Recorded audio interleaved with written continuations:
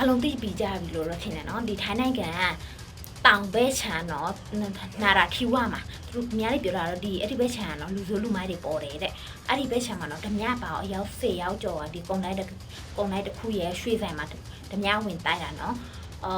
ဒီဓမြတွေကသူတို့လာလာချင်းမှာအဝတ်စားအမဲတွေနဲ့မျက်နှာတွေပါတယ်ဖုံတာတနက်ရှည်တွေနဲ့နော်သူတို့လာလာချင်းမှာအဖွက်နှစ်ဖွက်ခွဲထားတယ်နော်ကားနှစ်စီးနဲ့တစ်ဖွက်ကကြတော့ဒီကုံတိုင်းရဲ့အရှိဘဲချမ်းမှာပေါ့နော်လုံချုံရေးတို့သူတို့အရင်ဦးဆုံးသူတို့တိန်လိုက်တယ်သူတို့ဘယ်လိုလဲတနက်နဲ့ချိန်တော့မလှော့အောင်နော်သူတို့လောက်တာလေပြီးတော့ကျန်တဲ့တစ်ဖွက်ကကြတော့ဒီအနောက်အရှိကနေဝင်ပြီးတော့ကုံတိုင်းတွေဝင်ပြီးတော့ကုံတိုင်းမှာရှိတဲ့ရွှေဆိုင်ကိုသူတို့ထူမှန်နေထူချေပါတယ်ချေပြီးတော့သူတို့ယူရတာဒီ10မိနစ်အတွင်းမှာပေါ့နော်အဲ့ဒီတစ်ဖွက်ကနော်ယူရတာရွှေစက်တာ600စက်တာနီးပါရပါတယ်တဲ့ဒီထိုင်းပတ်စံနဲ့တွန်းမယ်ဆိုရင်နော်36သိန်းကျော်ရရှိသွားတယ်နော်ဆိုင်မှာကုန်လူနီးပါပဲနော်သူတို့ရသွားတာအဲ့ဒါ10မိနစ်အတွင်းမှာပဲသူတို့လောက်တာနော်ပြီးတော့ဒီအဲ့လိုမျိုးဖြစ်စစ်မှာလဲဒီကုန်တိုင်းထဲမှာရှိတဲ့လူ2ယောက်ထိခိုက်ဒဏ်ရာရရှိတယ်လို့ပြောတယ်အဲ့ဒီ2ယောက်လည်းအခုချိန်မှာဆိုတော့အသက်ဘေးအနေနဲ့ကင်းစင်သွားပြီပေါ့နော်တတသွားပြီပေါ့နော်ဖြစ်ချင်တော့သူတို့အဲ့လိုမျိုးမှန်ရိုက်ခွဲနေတဲ့အချိန်မှာဘာဖြစ်လဲထင်တာ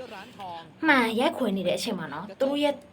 လက်တွေလေးစားပြီးရှာပြီးတော့လေလက်တွေတည်းကသွေးတွေထွက်တာတို့ခြေထောက်တွေတည်းသွေးထွက်တာတို့လေအဲ့ဒါအဲ့ရွှေဆိုင်မှာကြားကြံခဲ့တဲ့သွေးလေးတွေတို့သွေးဆက်လေးတွေအဲ့ဒါကိုဒီထိုင်းနိုင်ငံဖွဲ့စီရလေ